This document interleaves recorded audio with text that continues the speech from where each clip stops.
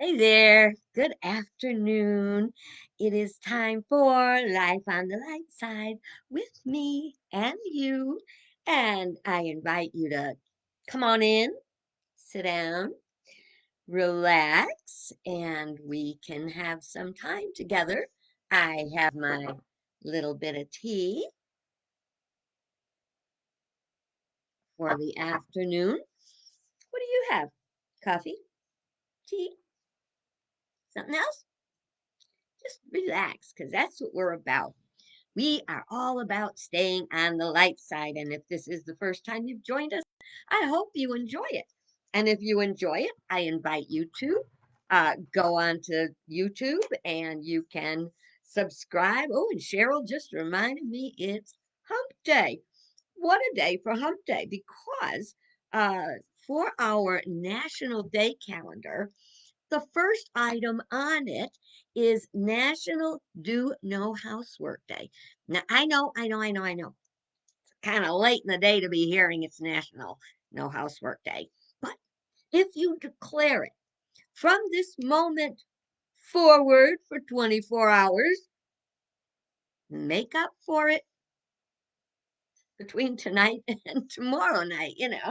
It works. Relax. Take advantage of something you have in the freezer so that you don't have to cook or maybe be wild and crazy and order pizza. That wouldn't be a bad thing. Who knows? But everything is wonderful here. I'm going to go through the rest of the National Calendar Day and then share what I've been doing. Okay. So, yeah, it is National No Housework Day. It is National Coffee Cake Day. Now, it's nice that those come together, and you may have heard me tell this before, but because it's National Coffee Cake Day, I'm going to tell it again today. So maybe it will inspire you because I know I've told this before. When we were kids and, uh, TV wasn't really all that, didn't have the pull it has now for grown-ups. My parents would get together with their friends in the evening and I don't know, I guess it was on the weekends or not like every night, but they would frequently set up a card table, pull around some chairs, and play cards. I don't even know what they played, but they would play cards. And after they were playing for a while, and they would have some snacks and um, a couple drinks, cocktails, or whatever. And that's another whole joke with the appetizer snacks things. I'll tell you about that. I was kind of thinking about it. But anyway, at some point in the evening, my mom would go into the kitchen and make a coffee cake. And it was a yeast coffee cake. So I'm thinking she probably made the dough, before everyone came and it was rising while they were playing cards. So she would take this piece of dough, lump of dough, and she would roll it out big, and then she would sprinkle it with cinnamon and sugar and load it up with nuts and raisins and stuff like that. And then she'd flip it over to make a long tube. It wasn't rolled up like a pinwheel. It was rolled up like a tube. And then she'd bend it into a horseshoe shape and cut little slits in the top, let it rise for a little longer, put it in the oven. Oh, and I can still remember we, of course, were sent to our rooms because they had company and it was our bedtime. But we could sure hear them out there playing cards and everything. And so then my mom would bring us in a piece. Mm, hot coffee cake. Oh, with those nuts and the raisins and the cinnamon and the sugar. It was great. And but I also I was thinking the other day about snacks and the way snacks were back when I was a kid and before, and the way they are today, or the way they are today in my house. Uh, the primary snacks in those days were chips and dip. That no tortilla chips, they weren't around yet. We would just have potato chips and onion dip. That was the biggie. There was also a an appetizer, or might I say a canapé. Um, it probably came from the depression. My mother would take Ritz crackers and put on a little blob of ketchup, and on top of that would go a slice of onion. So they had Ritz crackers with ketchup and onion, and that was one of their appetizers. But I thought about how back then the snacks were really a lot unhealthier than they are today. It was just kind of a fallback thing. Oh, and they'd have crackers, and she would take a block of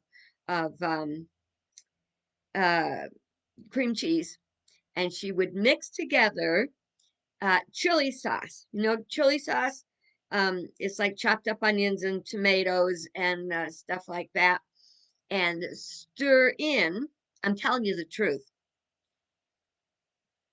Grape jelly. So it would be jelly, and I don't know how she made it mush up all together, but maybe she heated it a little bit. There were no microwaves in those days. So they would take the grape jelly mixed up with the chili sauce, and they would put that on top of a little block of cream cheese, and they would eat it with those Ritz crackers. I mean, it was way simpler then. You did not have a ton of potato chips to choose from. There were potato chips with ridges or potato chips that were plain, and that was about it.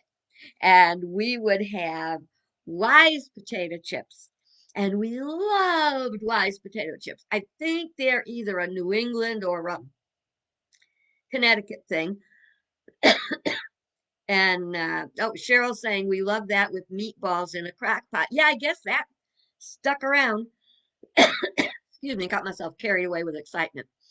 Um, and I lost my train of thought. It just takes off sometimes without me. Anyway, but if you come to my house today and you get snacks, they'll probably be very different. Like one of my favorites is stuffed jalapenos. They may be raw, they may be baked. I kind of like them raw. You fill them with a combination of cream cheese and cheddar cheese, and maybe some minced up garlic, maybe a little minced up onion, maybe a little chili powder, maybe a little hot sauce, and you mush it up, and just kind of pile it onto that half a jalapeno, and they are so delicious. And they're also delicious baked, but when you bake them, they very often lose a little bit of their bite. So why have a jalapeno if it's not going to bite, right? Oh, and this is hilarious. So Easter, when we went to my nephew's house, my niece was showing me this jar of, they're called hot, crispy habaneros. Now, number one, no, I'm not going to tell you I ate them. No, no. Habanero is out of my range, okay? I had a little bit of habanero cheese, but no, I would not eat those crispy things. But she raved about them. And I said, oh, how wonderful. I think I'm going to get some for my son, Frank, who loves hot stuff. So I said, well, they're from Trader Joe's. So I went to Amazon. I looked up, Trader Joe's hot habanero uh, peppers, crispy. It was $33 for a jar, for like maybe a 6 ounce, 4 ounce, 6 ounce jar.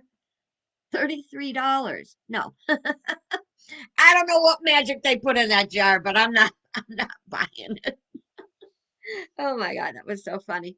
So, my goodness, we just started. We only have one thing on the daily what is the National Day calendar, and I've gone off on a whole toot of my own. All right, let's look and see what else it is. It is National Walking Day. And when I'm done with this, I am going to head outside and do a little walk around. I have been a little busy in the house today. I'll tell you what that is when it's kind of like housework, kind of not, kind of maybe. Um, so yeah, the National Heart Association is the one that started the National Walking Day, and how wonderful that we got it on a beautiful day. And when I walk around the campground, there's nobody here but us chickens. That'd be me, and the workers will be done for the day. So we have this gazebo, and it's actually the front of the old hotel. Okay, it had an entryway, and when the old hotel was taken down, my sister was looking at it and she goes, "Ah, I hate to lose that. I wonder if we could take it off the building and make something out of it." And so she talked to her husband, and sure enough, he took the entryway down from the hotel, and they built a beautiful gazebo, and lots of good things happened there. We've had graduations, we've had weddings, we've had memorial services, christenings. So I consider that my little church. See, because the wall they don't have walls; it's open. It's got like four pillars and a pointy roof, but then along the edges are flat. So I'll go in and I'll sit on the little bench part, and I pray. That's like my own private little church. Think of that. If you come to Grandview, you can go to church.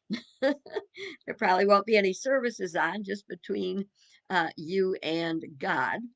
And Okay, so I'm going to be walking, and I'm going to be going over and taking a prayer break over there. And it is National Bookmobile Day. Now, that's another thing I spent some time looking at today, because I thought, I was wondering if bookmobiles are still around. I live in the country, and um, I don't recall ever seeing one. So, I guess you have to be a little bit more remote than we are, that the bookmobile would have to come, or inner city and can't get out, one or the other. But yeah, the bookmobile is still about, and they had some, notes about this is National Library Week. I think we talked about that a little bit. So I looked up bookmobile and to see if there was anything around here. I thought, oh, that'd be great. Yeah, bring me the book. I know, lazy, but they don't have it here. So, but I think the bookmobile idea is wonderful. And as we kind of gave you a pre-notice yesterday with the National New Beer Eve Day, today is Beer Day. I'm thinking, eh, I already had another plan for supper. I make the best beer stew. It is delicious. It's full of onions, and I would use tempeh if you're a meat eater. You would use beef or whatever you use for stew, and it makes this wonderful. You start to brown up the protein, and you get it going a little bit with the onions, and start to get everything a little brown, and then you pour in a bottle of beer, and preferably something a little strong. When I say strong, I mean flavor, a little darker. And then you cover it and you let it cook. I think there's a little tomato paste in there and stuff, and you let it cook. And then you serve it over noodles. And one day when I was living with my son, back in the day, I used to go to Long Island for the winter before I had my precious cottage here, and I would go down there and have I lived there for the winter. So one time I made some beer stew. I hadn't made it in years, and I said, "All right, let's see if he likes it." He had three helpings. I kid you not, three helpings. It's a good thing. I'll bet you can find a recipe on the internet. I'll bet. I'll bet. I got it if you want mine, but it's not a whole lot different. Okay, and it is Girl Me Too Day. Now, this has been before the Me Too movement kicked off, but it's about women supporting each other in being happy and successful in life. Now the Me Too movement is very much, or it's a different movement with a similar name, about sexual abuse and stuff like that, and that needs to be addressed too. But we talked about that yesterday. So this Me Too is to encourage women to support each other and to help each other heal from hurts of the past. So that is a very honorable, I think it's a very honorable thing. Let's see if I missed anything today. Walking day, coffee cake day, no house. No, okay, now I'm going to go and tell you a little bit about, remember yesterday when we had National Sorry Charlie Day, and it was about rejection and handling rejection. Well, on that day, ta-da, would you not know that I got my thing back? The list came out of the on the writing competition I was in, and I didn't make the list, but I remember, and I stick to it. I won because I finished the story that I was having such a hard time writing. So, and you had a limited amount of time to do it, and you had a limited amount of words. But I got some great feedback. So maybe because tomorrow is story day, I I don't recall telling you the story. If you know that I did the story already, um, if you heard me do it, it was called the um it was called The Spy Who Couldn't. So if I didn't read you the story, I'll do that tomorrow. And if I did, please tell me because I don't want to do it over. And I will be more than happy to share my feedback with you so you can hear what they thought was good and what they didn't think was so good. Or it's not so much that, it's how it could be even better. And in the beginning, that would crush me. That was my baby I was presenting to them, and they found a flaw with it. Listen, call that the sandpaper of your soul because it goes and takes off the rough edges and makes it more beautiful than it already was. Keep that in mind. Okay. So that was my story about that. And okay, okay. So I want to share a little bit about the 30-day challenge. How are you doing on the 30-day challenge? And I've taken that a little deeper. First of all, I am so happy to say that I did all my things, so I'm up to uh 7 items today, and 8 items are coming up tomorrow, and I actually have stuff waiting to go in the box. So whether it was that much, but here's the deal.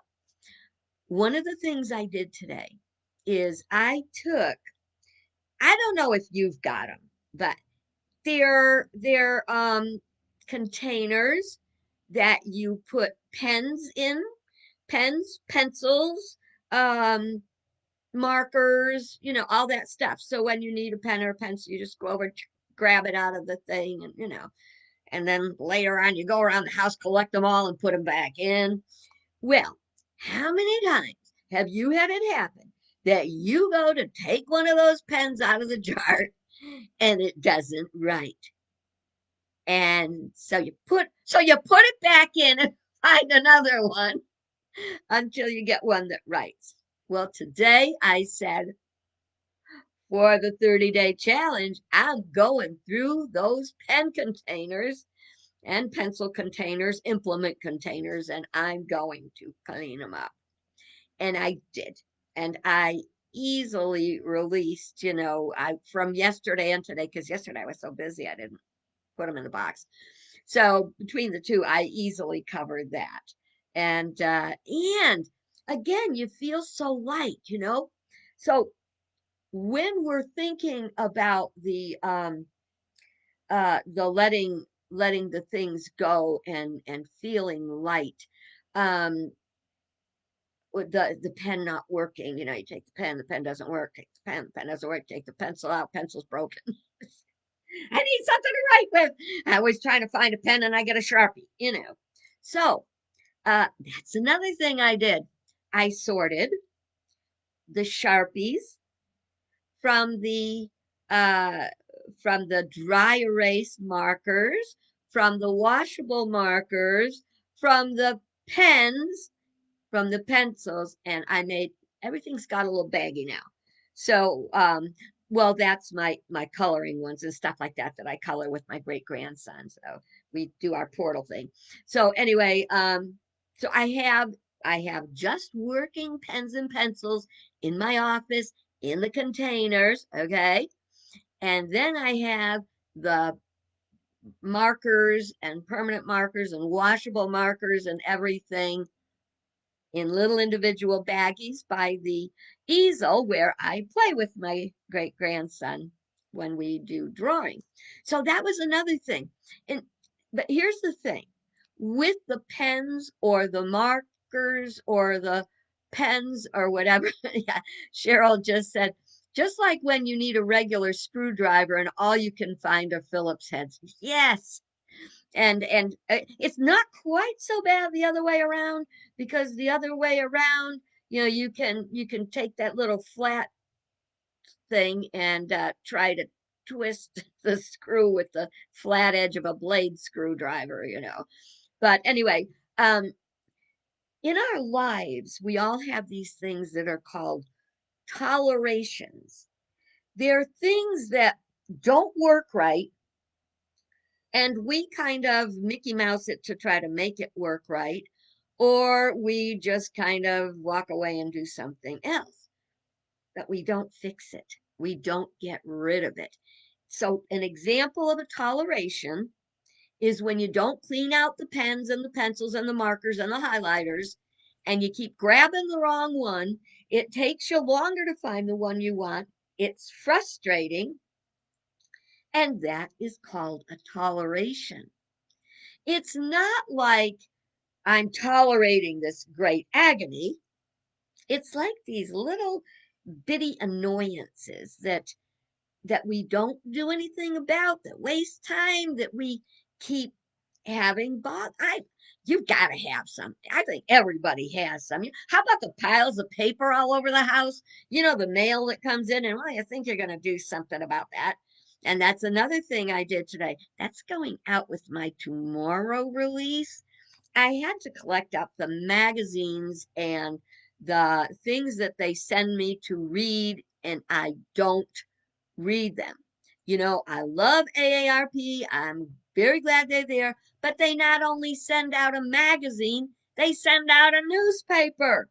And so I try to flip through it. You know, that guilt makes me flip it. It's a toleration. I have to say, I'm not going to read this. I think I'm going to read it, but I'm not going to read it. It's just, there's good stuff in it. And so I've got some ready to pass along. I try not to put them in recycle till I'm sure nobody wants them, because there's a lot of work. And you can tell AARP 100 times, don't send me the materials, because I really don't read them. By the time I go to bed, I'm too tired to read them. And during the day, I'm too busy to read them.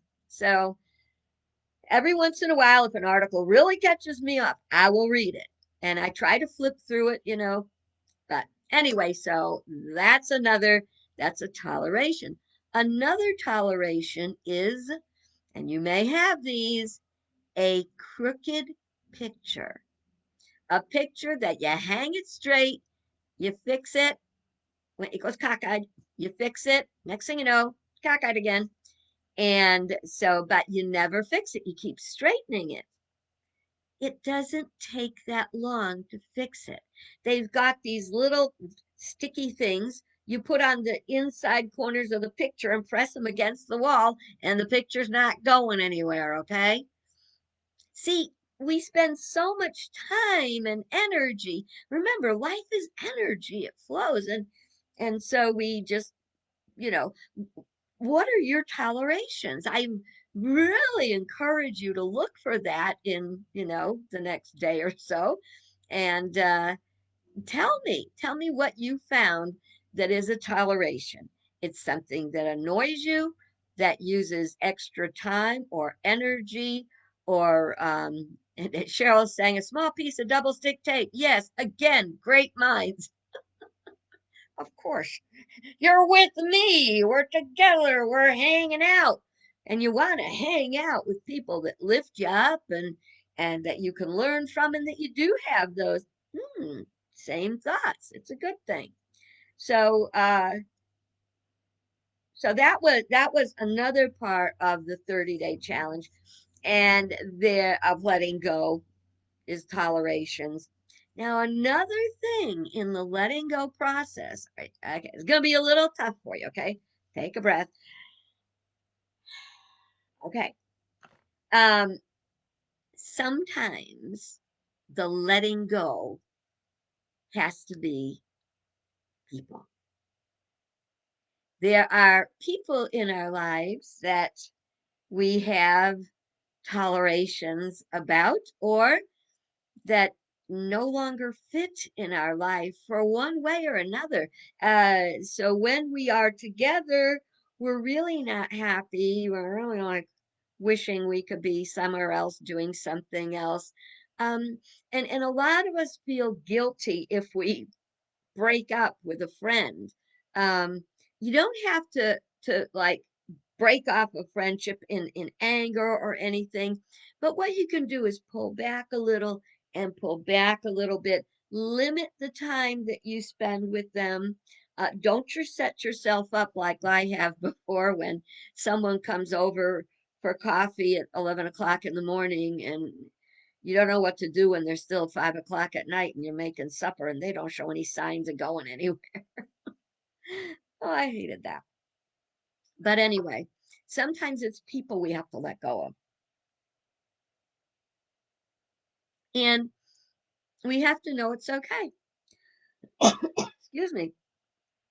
Sometimes we go overboard um, when we lose someone we love, and we let that take power in our life, which is not something they want. I am for sure about that. And when I do memorial services, I will tell people, you know, what do you think they would want you to be doing right now? Do you really think they would want you to be focusing so hard on your grief that you're not living your life? Okay. We grieve. I'm going to tell you something. The pain of all the losses I've ever had is still there, and some of them are sharper than others. And there will more than likely be more in my life. That's what life is about. Death is a part of life. And pets, I'm so glad for every day I have with Tushy. And I'm kind of worried about her today because for the past couple of days, she just won't eat. I'm trying to avoid the vet for any number of reasons, one of them being that it traumatizes her. Um, but sometimes, so I would invite you to also think about, excuse me, the people in your life that have become, they don't fit anymore. They just don't fit. And it's okay. Doesn't make you better, doesn't make you worse, doesn't make them better, doesn't make them worse. It just doesn't always work. And you don't have to cut them off like they're dead. You can, find circumstances that will work where you can have a quick visit and not get pulled into their stuff or anything like that. But when you let go, you're going to feel very much better. I let go of a friend one time, and she was a very good friend. But it came to the point where she became very demanding of me. She wanted it. If she made a phone call, she wanted that phone call to be an hour long. And at one point, I cut back. So I said, can we? I really got stuff to do. Can we just make it a half hour long? And she wasn't happy about that. And eventually, we just kind of peacefully parted ways. And there was no argument or anything. It just became too heavy on me. And maybe she found another friend that wanted hour-long, conversations a couple times a week. And I don't talk to my kids that long. I don't talk to I talk to one person, well, two people. There's two people I talk to that long, and you know who you are. Okay, so I wanted to end my cleaning. Oh my gosh, it's time. Well, we're going over time. Why not? We always do it, right? But this is called letting go. And I don't know if I shared it with you before or not, but I'm sharing it again today because sometimes the things that we're going to let go of in the 30-day challenge can be relationships, ones that we let go of intentionally, or ones we lose that we can't do anything about, or those who break up with us. Good heavens, why would anybody want to break up with me? I don't know, but a bunch of people have. Okay. To let go does not mean to stop caring. It means I can't do it for someone else. To let go is not to cut myself off. It's the realization I can't control another. To let go is not to enable, but to allow learning from natural consequences. To let go is to admit powerlessness, which means the outcome is not in our hands. To let go is not to try to change or blame another, it is to make the most of myself. To let go is not to care for, but to care about. To let go is not to fix, but to be supportive. Hard one. To let go is not to judge, but to allow another to be a human being. To let go is not to be in the middle arranging all the outcomes, but to allow others to affect their own destinies. To let go is not to be protective, it is to permit another to face reality. To let go is not to deny, but to accept. To let go is not to nag, to scold, or argue, but instead to search out my own shortcomings and correct them. To let go is not to adjust everything to my desires, but to take each day as it comes and cherish myself in it. To let go is not to regret the past, but to grow and live for the future. To let go is to fear less and love more.